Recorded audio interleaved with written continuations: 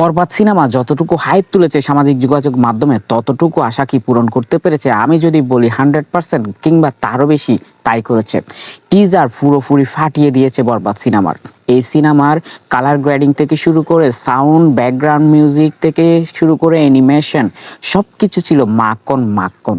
শুধু তাই নয়, সাকিব খানের যে লুক তা অসাধারণ রূপে ফুটিয়ে তুলেছেন। এর আগে কয়েকটা সিনেমা সাকিব খানের হিট হলেও সেখানে খুব বয়স্ক দেখিয়েছে, কিন্তু এখানে এমনভাবে সাকিব খানের মেকআপ থেকে শুরু করে যাবতীয় কিছু মেনটেন করা হয়েছে, বিশেষ করে হেয়ার কাট, তাকে কিন্তু বয়স্ক দেখাচ্ছে না, মোটামুটি হিরো টাইপের, মানে হিরো তাকে সেই সেই লেভেলটাই এখানে তুলে ধরা হয়েছে। ইদিকা পালের একটু করে লুক ছিল, যেই লুক দিয়েও তিনি মোটামুটি দারুণ কিছু করেছেন আমি বলবো। এখানেই শেষ নয়, বরবাদ সিনেমায় মিশা সওদাগর থেকে শুরু করে শহীদুজ্জামান সেলিম এরাও কিন্তু দারুণভাবে নিজেদের অভিনয় ফুটিয়ে তুলেছেন, তা কয়েক সেকেন্ডে প্রকাশ পেয়েছে। মূলত এখানে সাকিব খান এক বকে যাওয়া সন্তানের কথা বোঝানো হবে, যে বকে যাওয়া সন্তান সব কিছু চুরমার করে দিতে পারে একজনকে ভালোবেসে। একজনকেই সে চায়, সে ফিউচার নয়, নিতুকে নিয়েই সবসময় ভাবে। আর নিতু হচ্ছেন ইদিকা পল। প্রেম এবং ফাইটিং সবকিছু মিলিয়ে অনেক কিছু আসতে চলেছে বরবাদ সিনেমায়।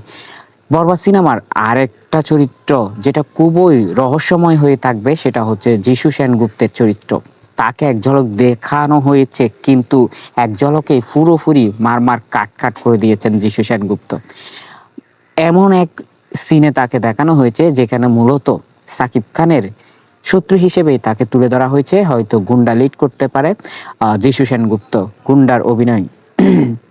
যাই হোক, এই সিনেমাটা নিয়ে যতটা হাই ফুটেছে ঠিক ততটাই পূরণ করতে চলেছে আমার মনে হয়, একটা টিজারেই সেটা প্রকাশ পেয়েছে।